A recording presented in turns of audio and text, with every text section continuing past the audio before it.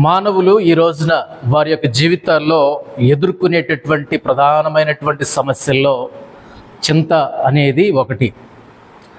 చింత కొన్నిసార్లు మనుషుల్ని చితికి పంపిస్తుంది, నష్టాల పాలు చేస్తుంది, కష్టాల పాలు చేస్తుంది, అది కనపడకుండా చేస్తుంది చింత. అది ఈనాడు మానవుని యొక్క జీవితంలో ప్రధానమైనటువంటి పాత్ర పోషిస్తుంది చింత. ఏ వయసు వారైనా కానివ్వండి, ఏ వర్గం వారైనా కానివ్వండి, ఎలాంటి వారైనా కానివ్వండి, ఎలాంటి అంతస్తు కలిగినటువంటి వారైనా కానివ్వండి, ఎవరినైనా సరే సమానంగా బాధించేది చింత. మనుషులు చింత బారిన పడి శ్రమల్లో సమస్యల్లో చిక్కుకొని దాన్ని తట్టుకోలేక, దాన్ని ఎదుర్కోలేక చింతపాలై చింతకు లొంగిపోయి చివరికి చితికి వెళ్ళిపోతున్నారు అని అంటే చింత ఎంత ప్రధానమైనటువంటి సమస్య ఒకసారి ఆలోచించవలసినటువంటి విషయమై ఉన్నది. ఎంత వ్యక్తికి చింతే, అంత వ్యక్తికి చింతే. చిన్నోడికి చింతే, సామాన్యుడికి చింతే, పెద్దవాడికి చింతే, ఒక స్థాయిలో ఉన్నవాడికి కూడా చింతే. అనేకమైనటువంటి చింతలు. ప్రభు అయినటువంటి యేసుక్రీస్తు వారు ఈ చింతన గురించి మాట్లాడుతూ కొండ మీద ప్రసంగంలో 6వ అధ్యాయం 25వ వచనంలో ఈ విధంగా ఆయన మాట్లాడుతున్నాడు. అక్కడ ఈ విధంగా రాయబడి ఉంది, అందువలన నేను మీతో చెప్పున్నదేమనగా, ఏమి తిందుమో ఏమి త్రాగుదుమో అని మీ ప్రాణమును గూర్చి అయినను, ఏమి ధరించుకుందుమో అని మీ దేహమును గూర్చి అయినను చింతింపకుడి. ఆహారము కంటే ప్రాణమును, వస్త్రము కంటే దేహమును గొప్పవి కావా? ప్రభు అయినటువంటి యేసుక్రీస్తు వారు చింతన గురించి మాట్లాడుతూ చాలా చక్కగా వివరించాడు. మనమేమో ఆహారాన్ని గురించి చింతిస్తాము, వస్త్రాలను గురించి చింతిస్తాము, లోక సంబంధమైనటువంటి వాటి గురించి చింతిస్తాము, అది లేదు ఇది లేదు అని చింతిస్తాము, అది ఉంటే బాగుండును, అది నాకు సొంతమైతే బాగుండునని చింతిస్తాము, సమస్యల్లో పడతాం. కానీ దేవుడు మన గురించి చింతిస్తున్నాడు. ఆయన మనలో ఉన్నటువంటి ప్రాణాన్ని గురించి చింతిస్తున్నాడు. ఆయన మనలో ఉన్నటువంటి జీవాత్మను గురించి ఆయన చింతిస్తున్నాడు. దేవాలయం అనేటువంటి మన యొక్క దేహమును గురించి ప్రభు చింతిస్తున్నాడు. మానవుని చింత ఎంత చిత్రంగా ఉందనంటే, మానవుని యొక్క చింత ఎంత ఆశ్చర్యంగా ఉందనంటే ఈ వచనాలను బట్టి చూస్తే మనకు అర్థమవుతుంది. దేహము కంటే వస్త్రాలకు విలువనిచ్చాము, ప్రాణము కంటే ఆహారానికి విలువనిచ్చాము. ఏమి ధరించుకోవాలో అని చింతపడుతున్నాం, ఏమి తినాలో అని దుఃఖిస్తున్నాం. చింత దేహానికంటే ఎక్కువగా వస్త్రాల గురించి చింతిస్తాం, ప్రాణానికంటే ఎక్కువగా ఆహారాన్ని గురించి చింతిస్తాం. దేనికి విలువనిచ్చామో, దేహము కంటే వస్త్రానికి విలువనిచ్చామో, మనలో ఉన్నటువంటి ప్రాణము కంటే కూడా ఆహారానికి విలువనిచ్చాం. దేవుడు అన్నాడు అది మంచి పద్ధతి కాదు అని అన్నాడు. ఆ చింత మంచిది కాదు, ఆ బాధ మంచిది కాదు, ఆ శోధన మంచిది కాదు, నీకున్నటువంటి ఆ సమస్య మంచిది కాదు. కానీ మన దేవుడు మన గురించి, మన యొక్క ప్రాణమును గురించి, మన యొక్క జీవాత్మ గురించి, మన యొక్క దేవాలయమైనటువంటి దేహమును గురించి ఆయన చింతిస్తున్నాడు. మన ప్రాణాన్ని గురించి ఎప్పుడైనా ఆలోచించామా? ప్రియ సోదరి స్నేహితుడా, నీ ప్రాణాన్ని గురించి ఎప్పుడైనా ఆలోచించావా? నీ ఆత్మను గురించి ఎప్పుడైనా ఆలోచించావా? కొద్ది కాలం ఉండిపోయేటటువంటి నీ అవసరాల గురించి ఆలోచిస్తున్నావు, నీ వస్త్రాల గురించి ఆలోచిస్తున్నావు, అదేవిధంగా నీ ఆహారముల గురించి ఆలోచిస్తున్నావు, దుఃఖపడుతున్నావు, దిగాలుగా కూర్చొని ఉన్నావు. నీ ఆత్మ గురించి, నీ యొక్క జీవితాన్ని గురించి, దేవునికి దేవాలయమైనటువంటి నీ దేహాన్ని గురించి ఎప్పుడైనా ఆలోచించావా? ఈ రోజున చాలామంది విశ్వాస జీవితాల్లో వారి దేహాన్ని వస్త్రాలతో కప్పుకుంటున్నారు, కానీ వారి యొక్క ఆత్మీయ జీవితాలు దిగంబరిగానే ఉన్నాయి. వాళ్ళ యొక్క శరీరాలకు విలువైనటువంటి భోజనం పెడుతున్నారు, కానీ వారి యొక్క ఆధ్యాత్మిక జీవితాలు, ఆత్మీయ జీవితాలు ఆకలికి అల్లాడుతూనే ఉన్నాయి. వారి యొక్క హృదయాలు ఆకలికి తల్లడిల్లిపోతూనే ఉన్నాయి. నీ చింత వాస్తవానికి దేని గురించి?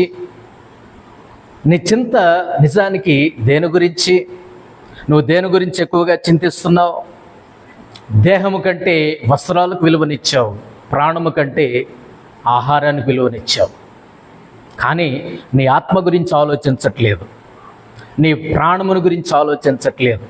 అది ఎంత విలువైనదో, ఎంత ఘనమైనదో దాని గురించి ఎప్పుడైనా ఆలోచించావా? అందుకనే భక్తుడైనటువంటి పేతురు గారు అంటాడు, ఆయన మిమ్మును గురించి చింతించుతున్నాడు గనుక మీ చింత యావత్తు ఆయన మీద వేయుడి. ప్రియా సోదరి, స్నేహితుడా, నువ్వు దేని గురించి చింతిస్తున్నావో నాకు తెలియదు. నువ్వు దేని గురించి ఆరాటపడుతున్నావో, ఆతృత పడుతున్నావో, దిగాలుగా కూర్చున్నావో నాకు తెలియదు. కానీ దేవుడు చూస్తున్నాడు. నిన్ను గురించి చింతించే దేవుడు ఒకడున్నాడు. నిన్ను గురించి ఆలోచించే దేవుడు ఒకడున్నాడు. నీ అవసరాన్ని, నీ అక్కరను తీర్చగలిగేటటువంటి సామర్థ్యం కలిగినటువంటి దేవుడు ఒకడున్నాడు. ఆయనే ప్రభు అయినటువంటి యేసుక్రీస్తు వారు. నీ కోసం, నా కోసం, మన కోసం ప్రాణం పెట్టినటువంటి గొప్ప దేవుడు. చింతించవలసినటువంటి వాటి గురించి చింతించక, చింతించకూడనటువంటి వాటి గురించి చింతిస్తున్నావు. అందుకే నువ్వు సమస్యల్లో ఉన్నావు. ఆయన నిన్ను గురించి చింతిస్తున్నాడు అన్న సంగతి నువ్వు తెలుసుకుంటే, నీకు అర్థమవుతే నీ గురించి నువ్వు చింతపడవు. నిన్ను పోషించగలడు, నీకు కావలసినవి ఇవ్వగలడు. ఆకాశ పక్షులను చూడండి అని దేవుడు జ్ఞాపకం చేశాడు. దేవుడు వాటిని పోషించగలేనిది, దేవుడు వాటికంటే మిక్కిలి విలువైనటువంటి మిమ్ములను, మనలను దేవుడు పోషించలేడా? దేవుడు ఆల్రెడీ మన గురించి చింతిస్తున్నాడని పేతురు గారు జ్ఞాపకం చేశాడు. దాని అర్థం ఏంటంటే, మన గురించి మనం చింతించవలసినటువంటి అవసరమే లేదు. ప్రియ సోదరి, స్నేహితుడా, నీ గురించి నువ్వు చింతించవలసినటువంటి అవసరమే లేదు. నువ్వు నీ గురించి, నీ దేహాన్ని గురించి, నీ భోజనం గురించి, నీ సంరక్షణ గురించి, నీ పోషణ గురించి నువ్వు చింతించవలసినటువంటి అవసరమే లేదు. ఎందుకోసమనంటే, ఆల్రెడీ నీ గురించి దేవుడు చింతిస్తున్నాడు అనంటే, ఆలోచిస్తున్నాడు అనంటే, నీ క్షేమాన్ని గురించి, నీ భద్రత గురించి, నీ పోషణ గురించి ఆయన ఆల్రెడీ తన యందు భయభక్తులు గల వారి ఎడల దాచించినటువంటి మేళ్ళు ఎన్నో ఉన్నాయి. నువ్వు చింతించవలసినటువంటి అవసరం లేదు. నువ్వు కంగారు పడిపోవలసినటువంటి అవసరం లేదు. ఏమి ధరించుకోవాలో, ఏం తినాలో, ఏంటో, నా కుటుంబం ఎలానో, నా పిల్లలు ఎలానో, లేకపోతే ఏంటో, అదేంటో, ఇదేంటో అని చింతించవలసినటువంటి అవసరమే లేదు. ఆయన నీ కోసం సిలువను మోసాడు. ఆయన నీ కోసం అనేకమైనటువంటి శ్రమలను సహించాడు, భరించాడు, వహించాడు. నీ అవసరాలు తీర్చలేడా? నీ అక్కరలు తీర్చలేడా? చింతించొద్దు అని అన్నాడు. నేను మీతో చెప్పున్నదేమనగా, ఏమి తిందుమో, ఏమి త్రాగుదుమో అని మీ ప్రాణమును గూర్చి అయిననో, ఏమి ధరించుకుందుమో అని మీ దేహమును గూర్చి అయిననో చింతింపకుడి. ఆహారము కంటే ప్రాణమును, వస్త్రము కంటే దేహమును గొప్పవి కావా? మనము చింతించవలసింది గొప్ప వాటిని గురించి మనము చింతించాలి. గొప్పవంటే దేవుడిచ్చిన ప్రాణం, దేవుడిచ్చినటువంటి జీవం, దేవుడిచ్చినటువంటి అమూల్యమైనటువంటి దేహమనే దేవాలయం. దాని గురించి చింతించాలి, గొప్పవి.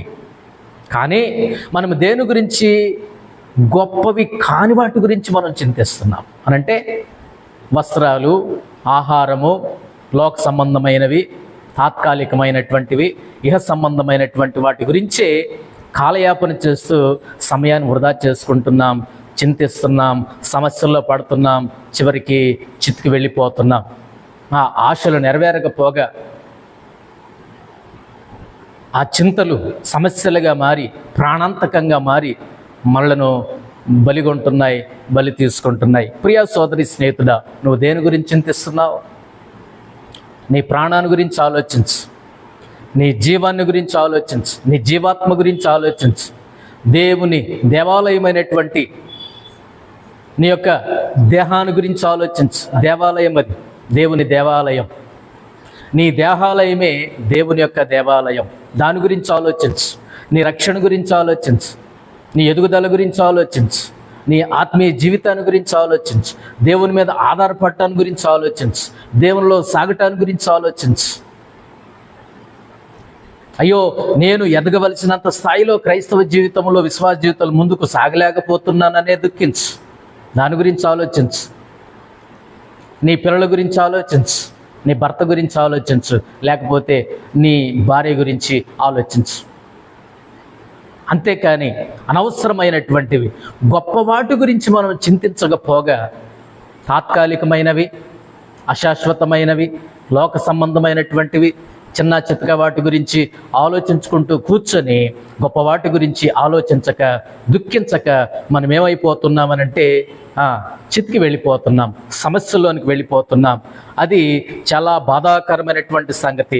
ఆల్రెడీ నీ గురించి, నా గురించి, మన గురించి చింతించే దేవుడు ప్రభువైనటువంటి యేసుక్రీస్తు వారు. చింతించొద్దు, దేవుని మీద ఆనుకో, దేవుని మీద ఆధారపడు. నీకు కావలసినవి దేవుడు చూసుకుంటాడు, నీకు ఇవ్వవలసినవి దేవుడు ఇస్తాడు. కాబట్టి నీ గురించి ఆలోచించే దేవుడు ఆయన ఉన్నాడు. నువ్వు దేని గురించి చింతించొద్దు, దేని గురించి బాధపడవద్దు. నీ విషయమై దేవుడు చింతిస్తున్నాడు అని పేతురుగా జ్ఞాపకం చేస్తున్నాడు. ప్రియ సోదరి, స్నేహితుడా, ఇక నుండి నువ్వు నేర్చుకోవలసిన విషయం ఏమిటంటే, వస్త్రాల గురించి కానీ, భోజనం గురించి కానీ నువ్వు చింతించవలసినటువంటి అవసరం లేదు. ఎందుకోసమనంటే, ఆహారము కంటే ప్రాణము, వస్త్రము కంటే దేహము గొప్పవి. గొప్పవాటి గురించి ఆలోచించు, వాటి గురించి నువ్వు ఆలోచించు, వాటి గురించి నీ యొక్క జీవితాన్ని ఆలోచించి ముందుకు తీసుకొని వెళ్ళు. దేవుని యొక్క ఆలోచనకు నీ ఆలోచనకి ఎంతో తేడా ఉంది. నువ్వు వస్త్రాల గురించి ఆలోచిస్తున్నావు, నీ అవసరాల గురించి ఆలోచిస్తున్నావు, నీ ఆహారాన్ని గురించి ఆలోచిస్తున్నావు, ఒక పూట కూటి కోసం, ఆహారం కోసం ఆలోచిస్తున్నావు. కానీ దేవుడు దేని గురించి ఆలోచిస్తున్నాడు? నీ ప్రాణమును గురించి ఆలోచిస్తున్నాడు, నీ జీవాత్మను గురించి ఆలోచిస్తున్నాడు. ఆయన దేవాలయమైనటువంటి నీ దేహాన్ని గురించి ఆయన ఆలోచిస్తున్నాడు. ఏది మంచి, ఏది చెడు? ప్రియ సోదరి, స్నేహితుడా, నీ అవసరాల మిత్తమై, నీ విషయమై చింతించే దేవుడు ప్రభువైనటువంటి యేసుక్రీస్తు వారు ఉండగా నువ్వు చింతించవలసినటువంటి అవసరం లేదు. నీ భారం యెహోవా మీద మోపు. నీ అవసరాల అక్కర్లు ఆయనకు అప్పగించేసేయి. దేవుడు చూసుకుంటాడు, దేవుడు సహాయం చేస్తాడు, దేవుడు నడిపిస్తాడు, దేవుడు ఆశ్చర్యకరమైనటువంటి సహాయాన్ని అందించగలడు. కాబట్టి ప్రియ సోదరి, స్నేహితుడా, ఈ మాటలు ఒకసారి జ్ఞాపకం చేసుకో. ఈ వచ్చిన భాగాన్ని ధ్యానం చేసుకో. దేవుడు నీతో మాట్లాడతాడు. దేవుడు నిన్ను సర్వసత్యంలోనికి నడిపిస్తాడు. నీకు ఆదరణ ఇస్తాడు, పురికొల్పునిస్తాడు, ప్రోత్సాహమునిస్తాడు. విశ్వాస జీవితంలో బహుబలవంతులుగా మిమ్మలను కొనసాగింప చేయగలడు దేవుడు. అట్టి కృప దేవుడు మీకు దయచేసి నడిపించునుగాక. May God bless you.